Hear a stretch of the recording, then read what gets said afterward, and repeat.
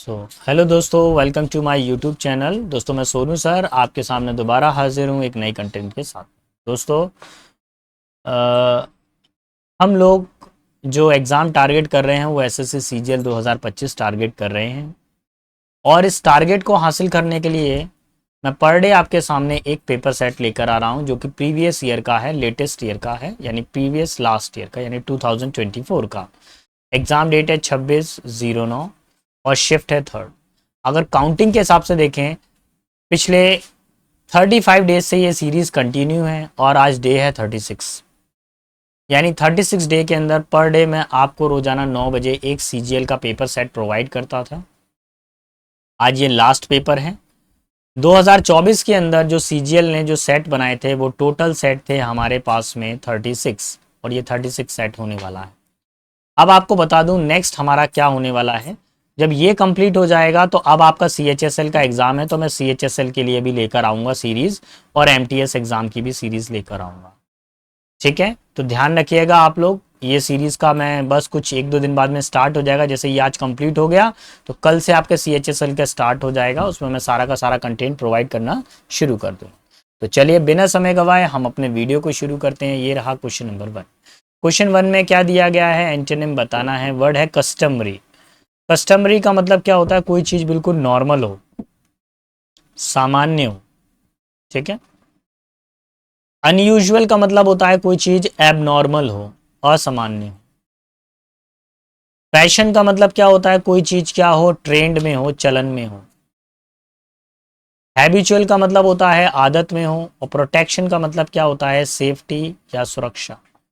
Normal का opposite क्या होता है? अनयूजुअल होता है। Option number 4 will be my final answer. Clear. Question number 2 पर आते हैं। जो वर्ड अंडरलाइन किया गया है उसकी जगह पर आपको इनमें से एक वर्ड रखना है। The playwright has faced many ups and downs in his literary career which span for almost 30 year. देखिए 30 साल के समय के अंदर राइटर ने, लेखक ने, नाटककार ने कई सारे अप्स एंड डाउन्स देखे, कई सारे उतार चढ़ाव उसने अपने जीवन में देखे, यानी कठिनाइयों का सामना किया। बेटा ये जो पूछा गया है ये एक मुहावरा पूछा गया है आपको, इडियम एंड फ्रेजेस। ठीक है। तो जब मैं इसका आंसर करूंगा क्या बनेगा? मच ट्रुथ एंड फॉल्स, सच्चाई और झुटाई देखी नहीं। लाइट एंड डार्कनेस, रोशनी और अंधकार देखा, ये भी नहीं। सहमति और असहमति देखी, ये भी नहीं। गुड्स एंड बैड टाइम्स, अच्छा समय और बुरा समय दोनों देखा उसने। Option number 4 will be my final answer. Clear. Question number 3 पर आता हूं। थर्ड क्या बोला गया है? We will have to put the meeting away as the director is not well. हमको मीटिंग को हटाना पड़ेगा क्योंकि डायरेक्टर की तबीयत ठीक नहीं है। तो देखिए मीटिंग को क्या करेंगे, आगे की तरफ टाल देंगे ना। जैसे किसी की डायरेक्टर की तबीयत ठीक नहीं है, अगर हमारे कोई सीनियर है उनकी तबीयत ठीक नहीं है, वो मीटिंग नहीं कर पा रहे हैं, तो हम क्या करेंगे? उसको पोस्टपोन कर देंगे मीटिंग को। तो मीटिंग को पोस्टपोन करने के लिए वर्ड आता है पुट ऑफ। ठीक है, यही हमारा फाइनल आंसर होगा, ऑप्शन नंबर 4। मीटिंग को पोस्टपोन करना, आगे की तरफ बढ़ाना या अवॉइड करना, यही आंसर है, ऑप्शन नंबर 4। क्वेश्चन नंबर 4 पर आ जाते हैं। आपको एंटेनिम बताना है। क्या वर्ड है हमारे पास में? ग्रिसली। ये कैसा ले दिया है? ग्रिसली का मतलब होता है भयानक। क्या होता है? भयानक।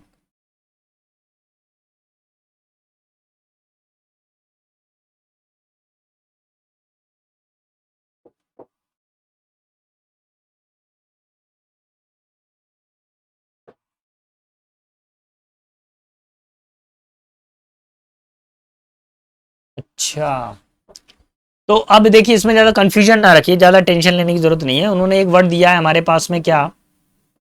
ग्रिसली। ग्रिसली का मतलब होता है भयानक। अब भयानक का आपको अपोजिट बताना है, और ऐसा अपोजिट बढ़ना है कि जो दोनों ब्लैंक के अंदर फिट बैठे, इसमें भी सही आ जाए, इसमें भी सही आ जाए। डिस्गस्टिंग का मतलब क्या होता है? जो बुरा हो। ठीक है। एट्रोसियस का मतलब होता है, डिस्गस्टिंग का मतलब हेट करने वाला। तो अगर कोई चीज खराब है तो हम हेट करेंगे। एट्रोसियस का मतलब होता है क्रूअल, निर्दयी। तो ये तो होने से नहीं रहा। यहाँ पर एक वर्ड आया है घासली। घासली का मतलब भी क्या होता है? भयानक। शेमलेस का मतलब होता है जो जिसको बेशर्म हो, तो ये भी नहीं होगा। रूडली का मतलब होता है जो काफी ज्यादा खराब बिहेवियर करे। और अट्रैक्ट का मतलब अट्रैक्टिव। तो ये तो प्लस और माइनस हो रहा है, ये तो गलत हो गया। प्लीजेंटली अच्छा और कंफर्टेबली आरामदायक, तो यही होना चाहिए। अब देखिए मीनिंग कैसे सेट हो रहा है। द अदर डे दूसरे दिन Jimmy behave pleasantly with Jamie, Jimmy ने जेमी से अच्छे से व्यवहार किया। That was comforting for him, जो उसके लिए अच्छी बात थी। उसने अच्छा व्यवहार किया और उसके लिए कैसी बात थी, वो अच्छी बात थी। तो यही हमारा फाइनल आंसर हो जाएगा ऑप्शन नंबर। क्वेश्चन 5 पर आइए, आपको एक्टिव वॉइस बताना है दिए गए वर्ड में। How have they been ordered by the minister. तो पहले आप एक्टिव वॉइस का फॉर्मूला समझ लीजिए। अगर कभी भी आपके पास में हैज़ या हैव आ जाए थर्ड फॉर्म, ये होता है एक्टिव वॉइस का फॉर्मूला। पैसिव वॉइस में आपके पास बनता है हैज़ या have plus been plus third form, ये आपके पास में पैसिव वॉइस बनता है। तो देखो क्या दिया हुआ है, हैव दिया हुआ है, सब्जेक्ट दिया हुआ है, बीन आ रहा है, थर्ड फॉर्म आ रही है, ये सब्जेक्ट माना जाएगा और ये क्वेश्चन वर्ड है। यानी कुल मिला के दिया गया है हमको पैसिव वॉइस, हमको जाना है एक्टिव वॉइस में।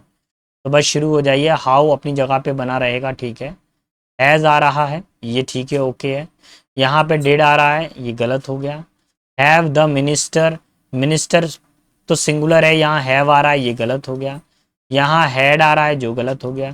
केवल फर्स्ट वाला ही है जो सारी चीज़ों को सही सेट करेगा। हैज़ आ गया, मिनिस्टर आ गया, ऑर्डर थर्ड फॉर्म आ गई और फिर हमारे पास में अदर वर्ड आ गया। मेरा जो फाइनल आंसर लगेगा ऑप्शन नंबर 1। क्लियर, ठीक है। क्वेश्चन नंबर 5 पर आते हैं। जंबल्ड ऑर्डर आपको बताना है, सेंटेंस को कैसे अरेंज करेंगे वो देखते हैं। नंबर 6 पर आते हैं। तो सेंटेंस की शुरुआत किससे होनी है वो देखिए। टी ओ टू, टू तो हमारे पास में क्या हो गया, प्रपोजिशन हो गया। टू बिकेम, अचानक से सेंटेंस शुरू नहीं हो सकता, तो ए से तो सेंटेंस शुरू नहीं हो। अब वर्ल्ड टूर, बट अचानक से वर्ल्ड टूर आ गया और बट आ गया, बट से सेंटेंस की शुरुआत का हिस्सा नहीं माना जाता। अब फ्रिवलेस फ्लायर एंड टेंडेड, देखिए सबसे पहले रखिए सब्जेक्ट। सब्जेक्ट क्या है, ही वांटेड टू गो, पहले डी से सेंटेंस शुरू होना चाहिए। He wanted to go on, वो कहाँ जाना चाहता है, अ वर्ल्ड टूर, एक पूरे संसार के भ्रमण पे जाना चाहता है।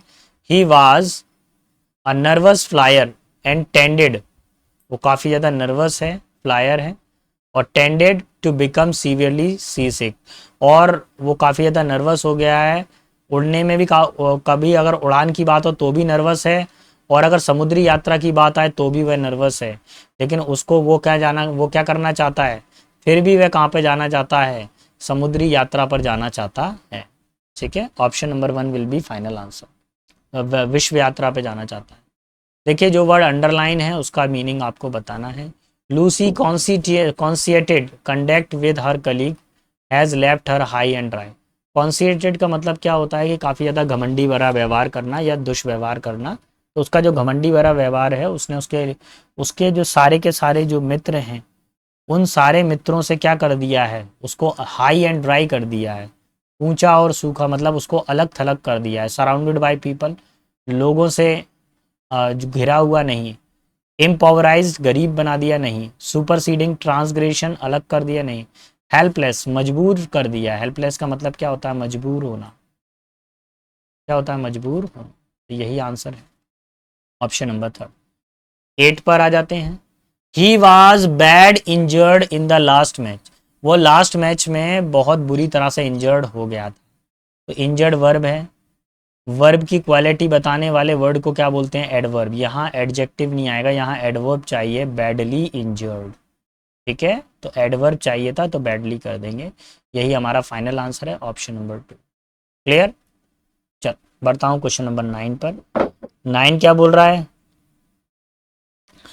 9 वाले ऑप्शन में, हाँ हाँ ये तो कुछ बड़ा ही खतरनाक आ गया यार। लेकिन जितना बड़ा सेंटेंस उतना ज्यादा आराम। पता है कैसे, देखो इट एक प्रोनाउन है, प्रोनाउन से तो सेंटेंस शुरू नहीं हो सकता, तो डी से तो कोई सेंटेंस शुरू नहीं होगा, तो ये वाले पार्ट को तो आप हटा दीजिए। दूसरा, दिस फिगर, मैंने बताया था दिस दैट जो होता है उससे कभी सेंटेंस शुरू नहीं होता, तो ये इसको साइड करिए। अचानक से वाइल, वाइल का मतलब होता है जबकि, ये तो कंजंक्शन होता है, तो इससे भी सेंटेंस शुरू नहीं हो सकता। तो यानी कि हमारे, अच्छा बी से हो सकता, बी नहीं, यहाँ पे सी से तो शुरू नहीं हो सकता, सी वाला तो ऑप्शन है ही नहीं है। तो यहाँ पे बी से सेंटेंस शुरू हो सकता है, अभी चेक करता हूँ। देखिए, the United nation reported that the Indian urban population is growing at a rate of 1.1% annually and while the country rural population is shrinking at the rate of 0.37% annually. United nation की report है कि भारत के जो शहरी क्षेत्र है वहां पर 1.1% की दर से बढ़ोतरी हो रही है पॉपुलेशन में, जबकि उसके जो ग्रामीण क्षेत्र हैं वहां पर उसकी जो पॉपुलेशन है 0.3% पर घट रही है। तो इसको साइड, ये इसका पहला सेंटेंस है। उसके बाद में डी आएगा, it is still considerable smaller percentage of the Indian population than it is in the US that reside in the urban area. देखिए, यूएस के अंदर, यूनाइटेड स्टेट के अंदर जो शहरी क्षेत्र में जो जनसंख्या रहती है उससे जो भारत में जो शहरी क्षेत्र में जनसंख्या रहती है उससे तो ये कम है। तो बी के बाद डी। अब उसके बाद में आएगा C, while 82% of American live in the urban setting. लेकिन 82 अमेरिकन कहाँ रहते हैं? शहरी क्षेत्र में रहते हैं।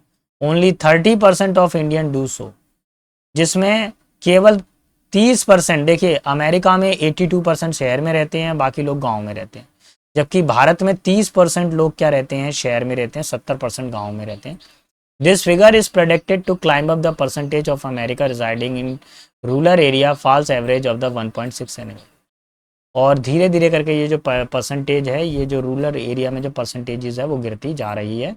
सो option number 1 will be final answer. Clear? चैन पर आते हैं, वन वर्ड सब्स्टिट्यूशन आपको बताना है। Study of flying aeroplane, aeroplane की स्टडी करना। तो एस्ट्रोनॉमी, एस्ट्रोनॉमी होता है जिसमें हम लोग हेवनली बॉडीज को स्टडी करते हैं, यानी स्पेस में स्टडी करते हैं, हेवनली बॉडीज की स्टडी करना। अंतरिक्ष अध्ययन। एल्केमी क्या होता है? जिसमें हम क्या करते हैं कि जिसके अंदर हम केमिकल्स की स्टडी करते हैं, केमिकल्स की स्टडी करते हैं, केमिस्ट्री की स्टडी। एविएशन, एविएशन का मतलब होता है उड़ना, तो यानी हवाई जहाज की जो स्टडी है वो एविएशन। एकॉस्टिक में क्या होता है? हम साइंस यानी साउंड की अध्ययन करते हैं, साइंस ऑफ साउंड। ठीक है, एकॉस्टिक, ध्वनि विज्ञान। Option number 3 will be final answer. 11 पर आएंगे, होमोफोन्स आपको बताना है। The dash of the flower spread everywhere when they bloom. फूल की खुशबू चारों तरफ फैलती है जब वह खिलते हैं। तो देखिए, खुशबू बताना है। सेंट का मतलब हो गया साधु, ये नहीं होगा। ये सेंट का मतलब क्या होता है? खुशबू, यानी कि अरोमा, यही इसका फाइनल आंसर है। अच्छा, ये वाला सेंट क्या होता है? ये वर्ब की सेकंड फॉर्म है, यानी भेजते हैं ना हम लोग। सेंट, सेंट की जो सेकंड फॉर्म होती है वो सेंट होती है। ठीक है, और ये वाला सेंट कौन सा है? ये प्रतिशत वाला सेंट है, 100% वाला, फर्स्ट वाला। ऑप्शन नंबर 3 ही सही रहने वाला है। क्वेश्चन नंबर 12 पर आते हैं। आपको क्या करना है? इसमें गलत स्पेलिंग बतानी है आपको, एक वर्ड की जो गलत स्पेलिंग है वो आपको ढूंढनी है। एम्बेरेस स्पेलिंग सही है, डिसिप्लिन सही है, नेशनल सही है। कॉन्वीनियंट की स्पेलिंग गलत है, CONVE, ई आता है, NIENT, कॉन्वीनियंट। ठीक है, सुविधाजनक, यही इसका आंसर लगेगा, ऑप्शन नंबर 4। क्वेश्चन नंबर 13 की तरफ आता हूं। 13 में क्या दिया है? आपको सिनोनिम बताना है। She dash requested him to pay the bill persistently. Persistently का मतलब होता है लगातार, रेगुलरली किसी चीज को बोलना। ठीक है, किसी चीज को क्या करना? कंटिन्यू बोलते जाना। ठीक है, रेगुलर बोलते जाना। तो अभी देखिए क्या आंसर होने वाला है। देखिए, ट्रेमेंडसली का मतलब क्या होता है? कोई चीज बहुत ज्यादा हो, एक्सट्रीमली। ऑब्लिवियसली का मतलब क्या होता है? अननोइंगली, अनजाने में, अननोइंगली। इम्पेटसली का मतलब क्या होता है? कोई व्यक्ति गुस्से में हो, उतावलेपन में हो, एंगरली, है ना, उतावलापन हो, एंग्री भी कह सकते हैं। और कंटिन्यूसली का मतलब लगातार, तो यही इसका फाइनल आंसर होगा, परसिस्टेंटली। चलिए, क्वेश्चन नंबर 14 पर आते हैं। 14 पर वर्ड क्या दिया हुआ है? एस्ट्यूट। एस्ट्यूट का मतलब होता है वाइज, क्लेवर, चालाक, चतुर, कनिंग। ठीक है, एंटेनिम आपको बताना है। इलीगल का मतलब क्या होता है? इनवैलिड। ठीक है, टेम्परेरी का मतलब होता है अस्थाई, जो कुछ समय के लिए हो, यानी मोबाइल कंडीशन हो, अनस्टेबल हो। डिस्प्यूट का मतलब होता है झगड़ा, तो फाइट कह सकते हैं आप। और स्टूपिड का मतलब होता है मूर्ख, तो यही आंसर होगा, ऑप्शन नंबर 1। ठीक है, नेक्स्ट क्वेश्चन नंबर 5 को सॉल्व करिएगा जरा। 1 मिनट में पानी पी लूं।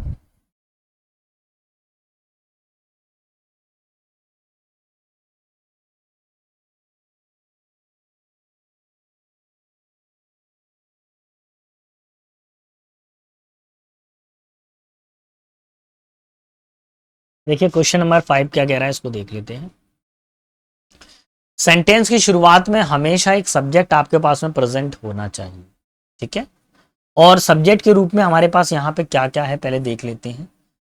ए सेंटेंस दिख रहा है, ए दिख रहा है, ए दिख रहा है, यहाँ पे ई आ रहा है। तो मेरा मानना यह है कि जिस जिस वर्ड का रिपीटेशन है वो सेंटेंस का वन पार्ट हो सकता है। One of the primary obstacle encountered, जो सबसे पहले जो प्राथमिक जो रुकावट आती है वो क्या आती है?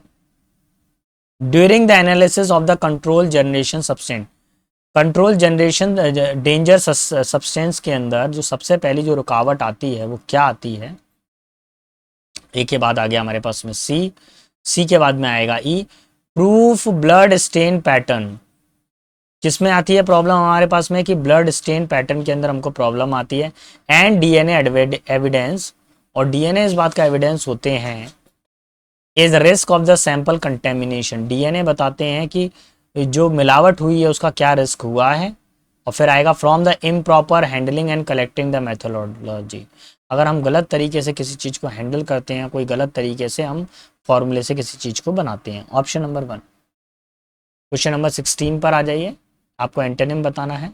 वर्ड है हमारे पास में कोय, कोय का मतलब होता है ऐसा व्यक्ति जो काफ़ी ज़्यादा शाई हो, टिमिड हो, ठीक है, उसको कोय बोला जाता है। अभी आपको क्या करना है यहाँ पे देखिए, रिसेंट, रिसेंट का मतलब होता है जो प्रेजेंट हो। एक्सट्रोवर्ट का मतलब होता है बाह्यमुखी, बहुत ज़्यादा बात करने वाला, एक्सट्रोवर्ट, ठीक है, इसको बोलते हैं फ्रैंक। शाई का मतलब क्या होता है? जो काफ़ी ज़्यादा शर्मीला हो। अप टाइट का मतलब होता है जो काफ़ी ज़्यादा अकड़ू हो, अकड़ू टाइप का व्यक्ति, अकड़ू, ठीक है। मेरा जो आंसर लगेगा ऑप्शन नंबर 2 लगेगा, ठीक है। बढ़ता हूँ आगे की तरफ, क्वेश्चन नंबर 17। 17 में correct the spelling of the word that means to replace. चारों हैं, चारों में से आपको एक वर्ड का चयन करना है, और रिप्लेस जो वर्ड है, टू रिप्लेस, उसका मीनिंग है इन चारों में, चारों वर्ड का रिप्लेस मीनिंग है, लेकिन इसमें से सही वर्ड का चयन करना है, इसमें से किसकी स्पेलिंग प्रॉपरली करेक्ट है हमारे पास में। तो ऑप्शन नंबर 3 सुपरसीड, ये स्पेलिंग सही है इसकी, ठीक है, हटाना किसी चीज को। नेक्स्ट आ गया 18 नंबर क्वेश्चन पे, पैसिव वॉइस अगर आपको बनाना है। अ फेमस कंपनी कंडक्टेड, सब्जेक्ट हो गया, कंडक्टेड सेकंड फॉर्म हो गई, द वर्कशॉप हो गया हमारे पास में ऑब्जेक्ट, फॉर इट्स कस्टमर हो गया अदर वर्ड। देखिए मैं बार बार आपको एक ही बात याद दिला रहा हूँ कि पास्ट इंडेफिनेट टेंस वाला जो फॉर्मूला है आप उसको अच्छे से तैयार करिएगा, गारंटेड आपको ये पेपर में देखने को मिल रहा है, और बार बार ये आ रहा है हर एग्जाम के अंदर, ठीक है। तो बस करना क्या है और देख लेते हैं फॉर्मूला। सबसे पहले चाहिए workshop, workshop, workshop, workshop, workshop के साथ में वाज या वर होना चाहिए। यहाँ वर आ रहा है, यहाँ पे वाज आ रहा है। अच्छा बताइए वर्कशॉप सिंगुलर है कि प्लूरल है? वर्कशॉप तो सिंगुलर है, तो वाज आना चाहिए, वर तो नहीं आना चाहिए, पहला कैंसिल। दूसरे में वाज आ रहा है, तीसरे में इज आ रहा है, कैंसिल करिए। चौथे में हैड आ रहा है, कैंसिल करिए। Option number 2 will be final answer, the workshop was फिर conducted by a famous company of its customer, ठीक है। Option number 2 will be final answer. Question number 19 पर आते हैं। 19 क्या कह रहा है? The chief guest conclude his speech, chief guest ने अपनी स्पीच को कॉन्क्लूड किया यानी अंत किया, as he requested to stop by organiser, as he requested to stop by the organiser, ठीक है, उसने रिक्वेस्ट किया था ऑर्गेनाइजर से, ऑर्गेनाइजर ने रिक्वेस्ट किया था कि वो स्टॉप हो जाएं या रुक जाएं। तो अब इसके अंदर आपको क्या करना है? पैसिव वॉइस, आपको इसके अंदर आपको वोकैब का सही प्रॉपरली यूज करना है। देखिए यहां पर अगर आप देखें the chief guest concluded is speech as, यहां तक तो ठीक है। इसके बाद में he dash requested to stop by the organiser, organiser, by organiser का मतलब क्या है? बाय प्लस सब्जेक्ट दिया हुआ यानी कि पैसिव वॉइस है, और पैसिव वॉइस में हमेशा आप किसका यूज करते हैं? इज एम आर या वाजवर का यूज करते हैं। चूंकि यहाँ पास्ट टेंस है इसलिए मैं यहाँ पर वाज का यूज कर रहा हूँ, तो मेरा ऑप्शन हो जाएगा ऑप्शन नंबर 4। एक और तरीका था, पैरेलल कंस्ट्रक्शन देख के भी आंसर निकाल सकते थे, यहाँ पास्ट टेंस है तो यहाँ प्रेजेंट नहीं होगा, ये भी नहीं होगा, ये भी नहीं होगा। Option number 4 will be final answer. Question number 20 पर आते हैं।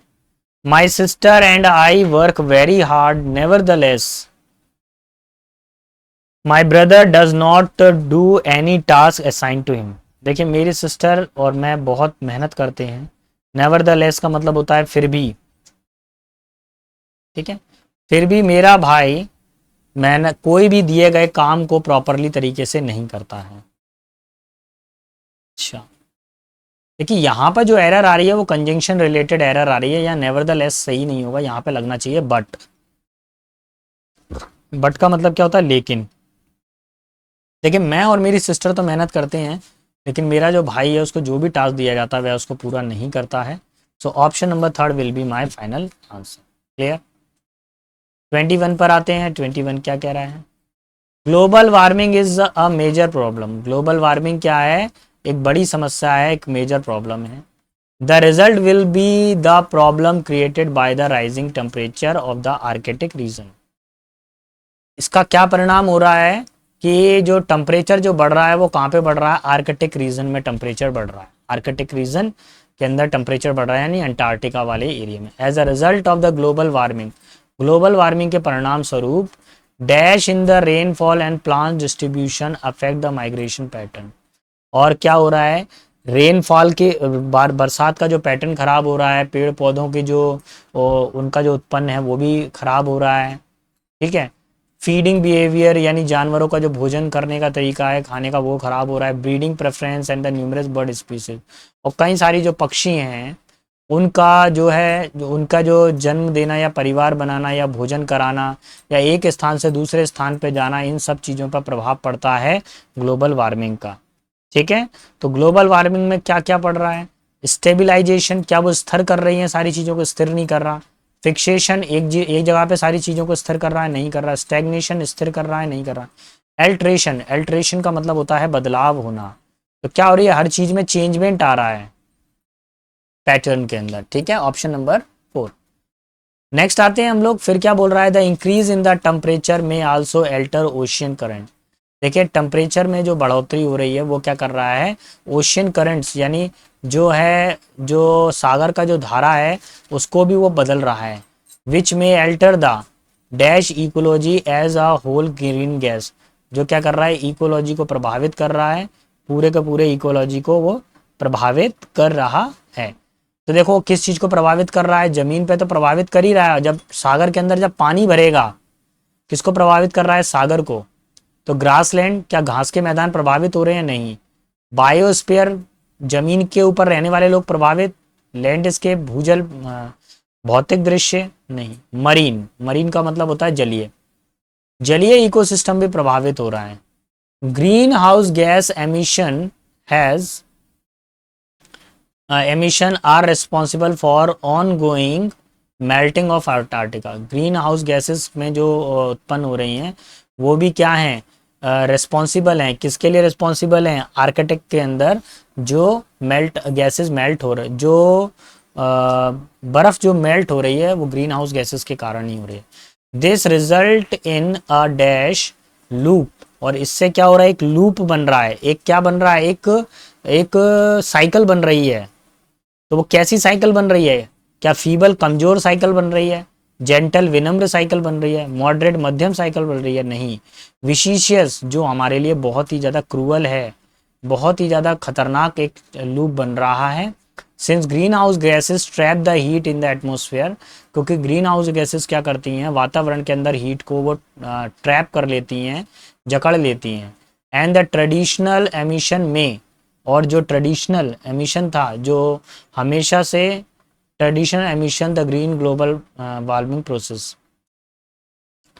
और देखिए ट्रेडिशन का मतलब क्या हो गया कि जो पुराने समय से चले आ रहे हैं।